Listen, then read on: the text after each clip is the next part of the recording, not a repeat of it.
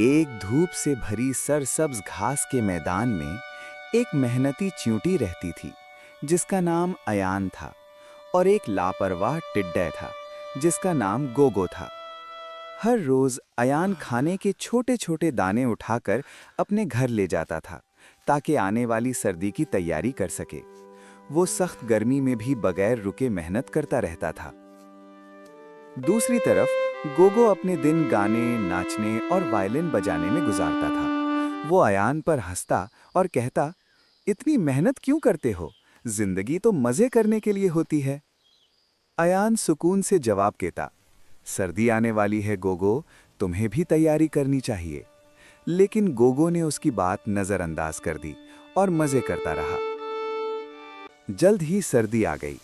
मैदान ठंडा और सुनसान हो गया। कहीं भी खाना नहीं था। अयान अपने घर में महफूज और गर्म था, अपने जमा किए हुए खाने के साथ। गोगो कांपता हुआ और भूखा बेसहारा हो गया। उसे अपनी गलती का एहसास हुआ और वो अयान के पास मदद के लिए गया। अयान को उस पर तरस आया और उसने कुछ खाना दे दिया, मगर साथ ही कहा, अगली बार याद रखना, आज की मेहनत कल तुम्हें मुश्किल से बचाती है। गोगो ने सर हिलाया और एक अहम सबक सीख लिया। सबक: आज मेहनत करो ताकि कल परेशानी ना उठानी पड़े। आज मेहनत करो, कल बेहतर बनाए। लाइक करो, शेयर करो और सब्सक्राइब जरूर करो।